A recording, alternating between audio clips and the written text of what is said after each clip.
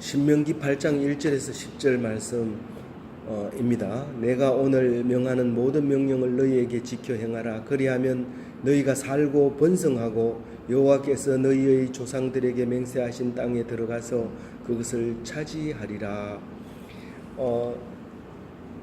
신명기는 말 그대로 신신당부하는 말인데 분량이 많습니다. 우리가 중요한 일을 앞에 놓고 당부할 때는 그냥 한 번 말하는 게 아니라 여러 번 당부를 합니다. 인생을 걸 만큼 중요할 때는 그 당부하는 시간이 더 깁니다. 우리는 마치 한 발밖에 없는 총으로 적을 쏘아야 될 때는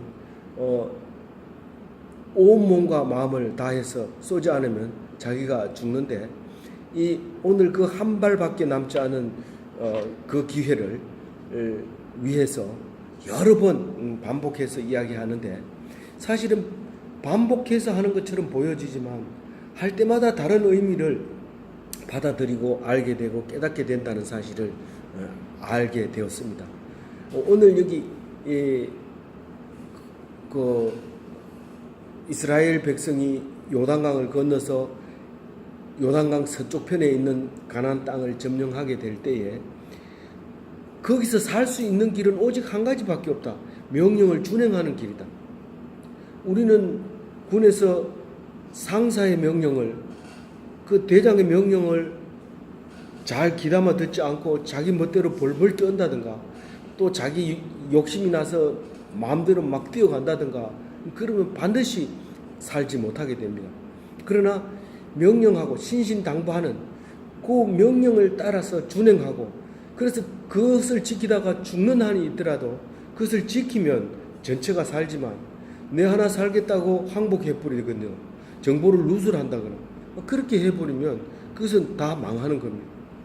오늘 신신당부를 할 때 그 말을 다시 한번 얘기할 때 다시 한번 생각하고 내가 잊어버리지 않겠는가, 그것을 기억하려면 어떤 생각을 해야 안 잊어버릴까, 뭐 이런 생각을 하면서 그것을 귀담아 들어야 됩니다. 근데 오늘 8장에서는 첫 절부터 오늘이라고 얘기합니다. 내가 오늘 명하는 이 모든 명령이라고 얘기하는데 사실은 이 성경을 읽다 보면 오늘 명령하는 이 명령을 이런 말을 듣게 되면 그때는 모세가 있어서 참 좋았겠다. 모세가 일일이 얘기하니까 그 명령만 들으면 될 거 아니냐. 그런 생각을 하고 그때는 참 좋다고 생각해요. 그리고 신약을 읽어보면 예수님께서 가라사대 지금 그때 사람은 좋겠다. 예수님께서 직접 얘기하니까 지금 우리가 만약에 예수님이 오셔서 직접 얘기한다면 얼마나 좋을까. 나는 수제자가 될 수 있어. 그렇게 생각을 합니다. 그러나 절대로 그렇게 안 된다는 거예요. 그렇게 하면 12명밖에 제자가 안 되는 거예요. 예수님 제자는 12명 중에서도 이름이 올라가는 것은 3사람밖에 없어요. 수제자 3사람. 그리고 구약에서도 이 말을 할 수 있는 건 모세밖에 없고 또 120살 돼가지고 사실 신명기 쓰는 건 한 석 달 정도 얘기한 거라고 얘기하는데 그 석 달 정도만 이 말씀을 하고 있는 거예요. 그런 의미에서 보면 이 오늘이라고 하는 것은 그때나 예수님 때나 지금이나 똑같이 오늘이라는 사실을 알아야 됩니다. 아니 오늘에 무슨 명령을 명하고 있습니까? 지금 우리가 읽고 있는 것이 명령으로 모세 오경을 읽고 있잖아요. 모세가 지금 명령하고 있는 말을 명령이라고 얘기한 거예요. 그래서 오늘 우리에게 어떤 명령을 하는지 자세히 들어보면 이 너희가 사는 길이 명령을 준행하는 것이고 또 그리고 그냥 사는 것이 아니라 번성하게 되는 거예요. 그 약속의 땅에 들어가게 되면 번성하게 되는 것이고 또 약속의 땅을 차지할 수 있게 되는 것이죠. 오직 명령이라는 거죠. 그래서 지금은 모든 말씀만 길이다라는 겁니다. 어떤 경우에도 말씀으로 다 해결할 수 있다는 거죠. 그러면서 광야 40년에 왜 광야의 40년에 그렇게 힘든 광야를 40년이나 돌렸는지 그 이야기를 2절에 하고 있습니다. 그 이야기가 6절까지 나오는 이야기인데 광야 40년 생활을 돌린 이야기를 2절에서부터 6절까지 얘기하고 있는데요. 2절 한번 읽어볼게요. 네 하나님 여호와께서 이 40년 동안에 네 광야 길을 걷게 하신 것을 기억하라. 이는 너를 낮추시며 너를 시험하사 네 마음이 어떠한지 그 명령을 지키는지 지키지 않는지 알게 하려 하심이라. 우리는 가끔 하나님께서 살아계신다면 이런 억울한 일을 당하게 했을까? 그래서 통곡하면서 소리를 지를 때가 있습니다. 근데 하나님은 왜 그렇게 하는지 오늘 2절에 말하고 있는 겁니다. 낮추려고 하는 거예요. 낮추려고. 그리고 시험하려고. 그렇게 낮췄을 때 진짜 하나님을 경외하는 마음을 가지고 있는지, 그리고 그 율법을 준행하고 있는지 그걸 보려고 낮춰서 시험하는 거예요. 이 높이면 입으로 하나님을 경외하고 사람을 사랑하고 할 수 있습니다. 그럼 왜냐하면 뭐 돈 좀 주고 또 헌금 좀 하고 찬양 좀 하면 그러면 그게 가능해요. 근데 힘들고 어렵고 형편이 말도 안 되게 힘들 때 왜 그렇게 하느냐? 그럼에도 불구하고 하나님을 찾느냐 하는 거죠. 그 말을 지금 3절에 다시 이제 자세하게 얘기를 합니다. 한번 읽어볼게요. 너를 낮추시며 너를 줄이게 하시며 또 너도 알지 못하며 내 조상도 알지 못하던 만나를 내게 먹이신 것은 사람이 떡으로만 사는 것이 아니요 여호와의 입에서 나오는 모든 말씀으로 사는 줄을 네가 알게 하려 하심이니라. 지금 나를 낮추고 겸손하게 하고 그렇게 하는 이유는 사람이 떡으로만 살게 사는 것이 아니라는 것을 말하려고 하는 겁니다. 예수님이 40일 금식을 하고 나니까 돌이 떡으로 보여요. 그런데 사탄이 와가지고 돌을 떡으로 만들어라는 게 네 하나님 아들 아니냐? 그러니까 그것도 못하냐? 돌을 떡으로 만들어서 네 배고픈 거 채워. 그렇게 얘기합니다. 그럴 때 예수님이 사람이 떡으로만 사는 것이 아니라고 분명하게 얘기합니다. 예수님은 신신당부한 말을 들은 거예요. 근데 우리는 지금 떡으로만 사는 게 아니라 그러면 그럼 뭘로 사는데? 그럼 니는 떡 없이 살 수 있나? 밥 없이 살 수 있나? 그렇게 얘기를 할 수밖에 없는데 할 말이 없어요. 할 말이 없어요. 그런데 낮추는 것은 야 우리 지금 안 먹고도 이렇게까지 살았네. 우리 돈 벌지도 않고도 여태까지 살았네. 실제로 아무리 잘 버는 삼성전자라 하더라도 그 사람도 세 끼 먹고요. 그렇지 못한 사람도 세 끼 먹어요. 뭐 물론 세 끼 못 먹고 한 끼만 먹는 사람도 있죠. 그래도 그 사람 안 죽어요. 그런데 오히려 세 끼 먹고 좀 더 좋은 거 먹고 더 많이 먹으면 그 혈압이 올라가고 당뇨가 생기고 그렇게 하면서 고통스러운 삶을 살 수 있게 되는 겁니다. 그런데 오늘 그 사실을 알게 하려고 나를 낮추는 거예요. 줄이게 하시고. 그리고 세상 사람들이 생전에 보지 못해 우리가 야 우리 만나 먹으러 가자 그렇게 한 사람은 한 사람도 없어요. 그 창조부터 지금까지 만나를 먹으러 간 사람은 하나도 없습니다. 이 만나는 아무도 모릅니다. 그걸 먹고 있는 광야 40년을 살고 있는 사람도 그 만나가 뭔지도 모르고 먹는 거예요. 뭐 하얗게 생긴 그 솜사탕 같기도 하고 또 무슨 갓씨 같기도 하고 미나리씨 같기도 하고 뭐 그렇게 생겼다 그래요.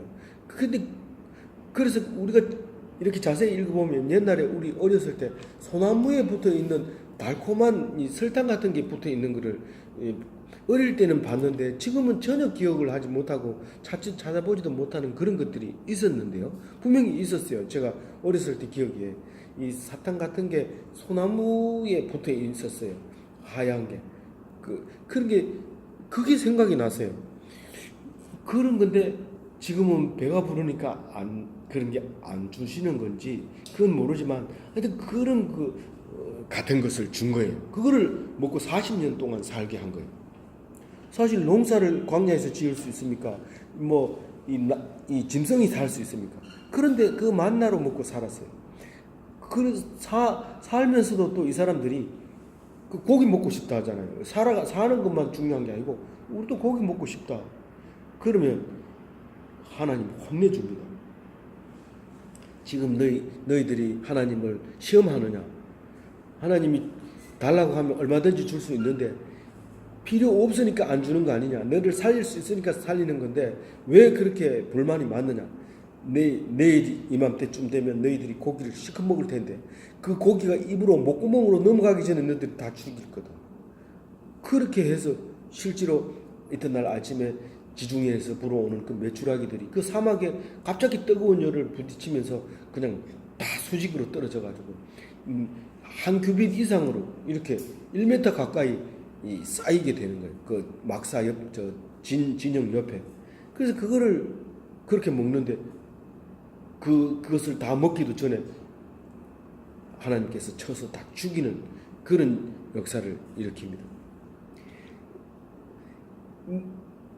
하나님이 먹이신다. 그리고 떡만 가지고 너희들 산다고 생각하는데 떡 먹고 죽은 송장처럼 사는 사람이 얼마든지 있다. 숨만 쉰다는 것 뿐이지 그 사람이 산 게 아니고 다만 생명을 연장한 것 뿐이지 호흡만 연장한 거지 그건 살아있지 않다. 근데 우리는 진짜 복된 삶을 영원히 살아야 된다. 근데 그거 예수님 올 때까지 이스라엘 백성은 망하고 유대인들만 남아서 그 하나님 성경을 읽으면서 그 날이 올 때를 자꾸 기다리고 있는데 그 날은 예수님이 이미 오셔서 가르쳐 주고 있는 거예요. 너희들은 빵으로 사는 것이 아니라 겨우겨우 사는 것이 아니라 그냥 임시로 목숨이 붙어 있는 게 아니라 다만 연장하고 있는 것이 아니라 영원히 사는 것을 내가 보여줄게. 그러면서 직접 보여주신 거예요. 예수님.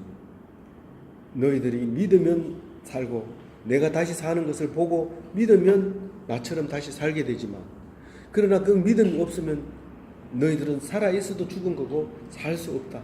그런 얘기를 하게 됩니다. 그래서 이 성경을 신명기를 읽으면서 우리는 사는 것이 얼마나 중요하다는 걸 알아야 됩니다. 세상살이가 조금만 고달프면 죽으면 그만이지. 죽으면 그만이 아닙니다. 절대로 그만이 아닙니다. 그게 영원히 남아있다는 사실을 알게 되면 감히 그 말을 못합니다. 우리는 이 세상에서 복된 삶을 살고 은혜의 삶을 살고 그러면 영원히 죽지 않는데 복된 삶을 살지도 못하면서 죽어버리면 끝이 아닙니다. 영원히 자손 만대로 저주하게 되는 겁니다. 3, 4대까지 벌을 한다고 얘기를 하고 근데 하나님을 믿고 따르고 순종하면 1000대까지 복을 주겠다고 얘기를 하시는 거예요. 그래서 그거를 어떻게 가르쳐 주냐 하면 만나도 먹이지만은 4절에 보면 이렇게 얘기합니다. 이 40년 동안에 네 의복이 헤어지지 아니하였고 네 발이 부르터지지 아니하였느니라. 그러니까 신발 하나 가지고 40년 살고 의복 하나 가지고 40년 살았다는 겁니다. 신발과 의복에 대해서 전혀 우리는 40년 살면서 길쌈도 해본 적도 없고 신발을 신은 본 적도 없었다는 겁니다. 그런데 만약에 너희들이 내가 안 보인다고 내 말을 안 믿는다면 그러면 너희들은 이 광야 40년처럼 살려두질 않는다. 내 말을 들었을 때 그게 가능하다는 거예요. 5절에 보면 너는 사람이 그 아들을 징계함 같이 네 하나님 여호와께서 너를 징계하시는 줄 마음에 생각하고. 자, 이 말씀은 참 중요한 말씀입니다. 사람이 사람을 명령을 지킵니다. 왕이 이제 명령하면 그거 무조건 지켜야 된다. 안 지키면 죽습니다. 사실은 좁게 얘기하면 아버지 말 안 들으면 못 삽니다. 쫓겨나니까요. 어리면 어릴수록 아버지 말을 잘 들어야 돼요. 좀 크면은 아버지 말 안 듣고 그냥 뛰쳐나가서 자기가 아버지 하지요. 그렇지만 어릴 때는 아버지 없으면 고아가 되고 굶어 죽을 가능성이 높아요. 그러니까 사람이 사람의 말을 듣는데 그 중에서 특히 아버지 말을 듣는 것처럼 그렇게 들으라는 거예요. 아버지가 야단치면 꿇어 앉아가지고 잘못했습니다. 그럽니다. 요새는 말 안 듣지만 이때 당시는 그랬던 거예요. 그래서 네가 하나님 말씀을 듣거든 아버지가 말한 것처럼 꿇 앉아가지고 잘못했다고 용서를 빌고 그렇게 살아라는 거예요. 근데 사람들은 그렇게 생각을 안 할 때가 많습니다. 응? 나는 하나님은 믿지만 너를 안 믿어. 이렇게 얘기합니다. 왜냐하면 하나님 못 봤기 때문에요.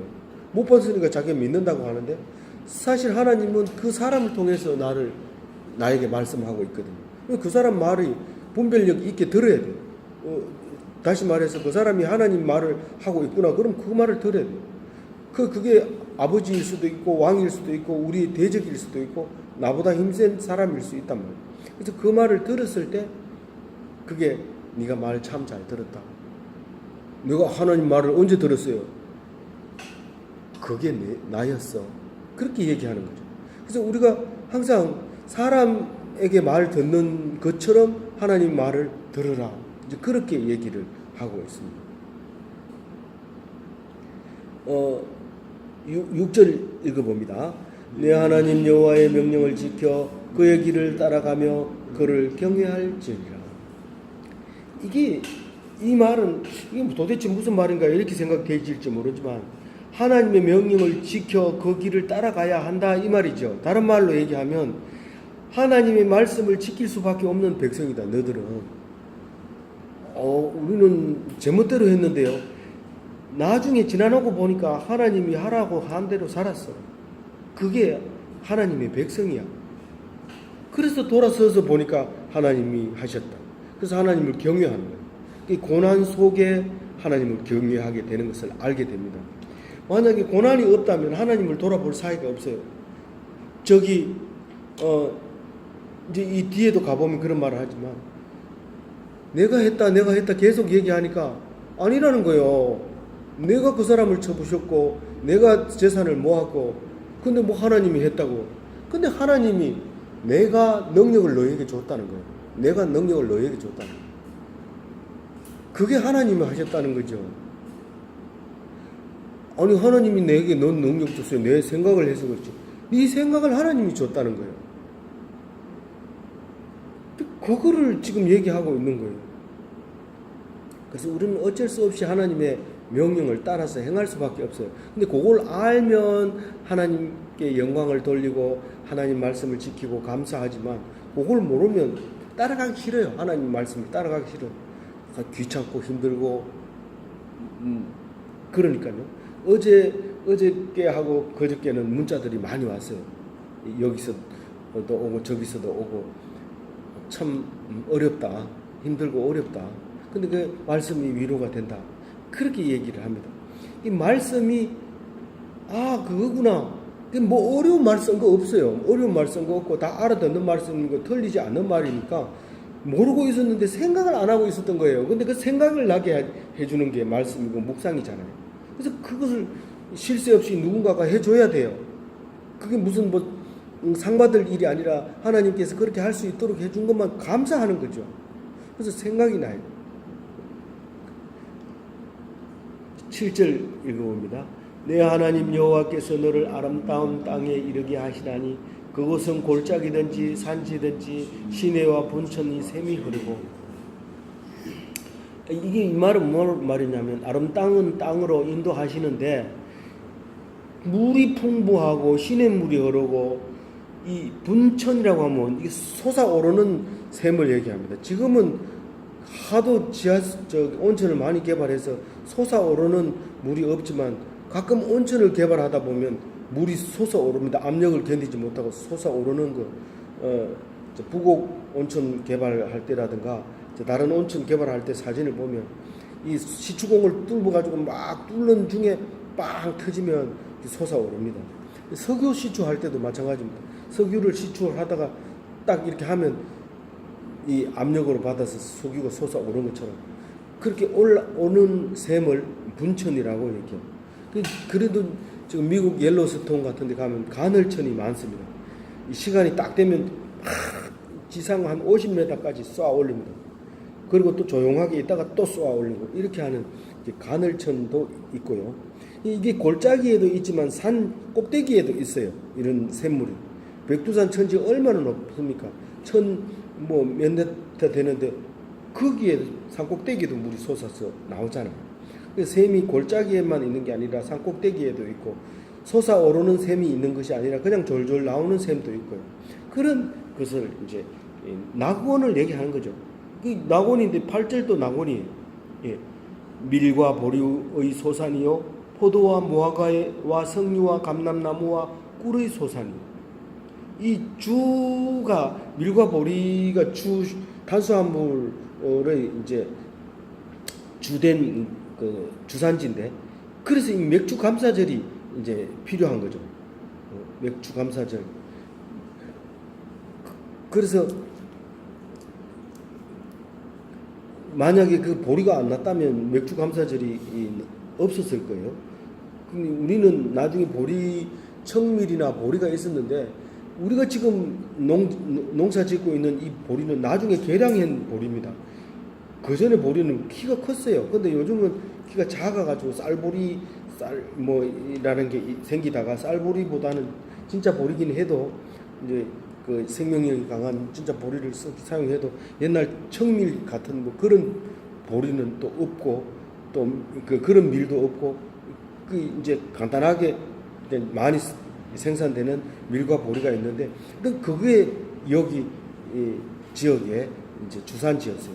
그래서 보리만 나면 굶어 죽는 일이 없습니다. 보리가 나기 직전에 그렇게 힘들어서 보리고개가 생기죠. 근데 밀과 보리가 거기서 이제 주산지였다는 것과 또 이제 포도, 무화과, 석류, 감람나무, 꿀 이런 것들이 그게 많이 납니다. 성지순례 가면 무화과로 만든 거, 그 다음에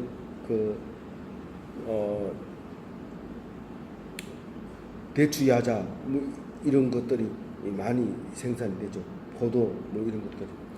여기는 대추 야자는 지금 안 나오고 있는데 그것이 이제 지금 현재는 거기 많이 자라고 있어요. 9절 읽어봅니다. 네가 먹을 것이 모자람이 없고 네가 부족함이 없는 땅이며 그 땅의 돌은 철이요 산에서는 동을 캘 것이라. 지금 이때는 이제 청동기 문화에서 이제 철기 문화로 이제 넘어가는 그 시절이기 때문에 이 철이 이제 굉장히 자랑스러운 거죠. 근데 그 땅에서 철이 났다는 거예요. 그 화산이 활발한 지역이라서 철을 찾아내기가 이제 쉬웠던 것 같아요. 그래서 철이 나고 동이 나고 뭐 식물이 풍부족하고 그리 축복받은 땅이라는 거예요. 낙토라는 거예요. 거기서. 그래서 그런 땅으로 너희들이 들어가게 될 것이다라는 겁니다. 그러면 최고 좋은 땅으로 이제 들어가게 되는데 10절 얘기는 그렇게 하신 여호와를 찬송하는 노래 소리가 있습니다. 마지막으로 읽고 마치겠습니다. 네가 먹어서 배부르고 네 하나님 여호와께서 옥토를 내게 주셨으므로 말미암아 그를 찬송하리라. 배불리 먹게 하신 하나님, 옥토를 주신 하나님 감사합니다. 그러면서 이거를 찬송할 때 그때 사람들이 찬송했구나. 그게 아니라 지금 오늘 나에게 이런 옥토를 주셨고 내가 배부르게 오늘도 점심을 많이 먹어서 배가 부르고요. 그리고 우리가 불편한 게 없어서 이렇게 찬송할 수 있는 거예요. 어저께나 오늘이라 영원 무궁 한결같은 주 예수 찬양합니다. 그때는 예수가 없었잖아. 예수는 그때 이미 결정되어 있었고 우리는 그것을 모르니까 다시 오신 것이고 또 그때 오셔서 가르쳐 주었기 때문에 우리가 하나님을 믿는 하나님의 백성이 된 것이니까 그때나 지금이나 예수님 때나 똑같이 하나님을 찬양합니다. 그래서 그 찬양함으로 복받는 그리고 은혜 되는 그런 기독교인이 다 되시기를 바랍니다. 예.